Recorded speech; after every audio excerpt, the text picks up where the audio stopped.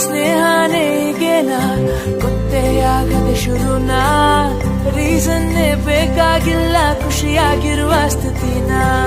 Class ರೂಮಲ್ಲಿ ಸೈಲೆಂಟೇ, ಸಿಲ್ಲಿ ವಿಷಯ ಗಲಾಟೆ, ಅಲ್ಲಿಂದ ಇಲ್ಲಿವರೆಗೂ ಎಲ್ಲ ಹಾಗೆ ರಿಪೀಟೇ.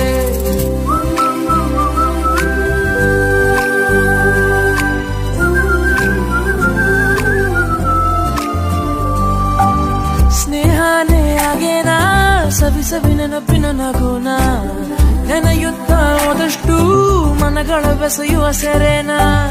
ಸ್ನೇಹನೇ ಈಗೇನಾ ಹೊಸತನ ಬೆಸೆಯುವ ಮಚಾನ, ಒಂದೊಂದು ಕ್ಷಣನೂ ಅಚ್ಚರಿ ಮೂಡಿಸೋ ಸ್ಥಿತಿನ.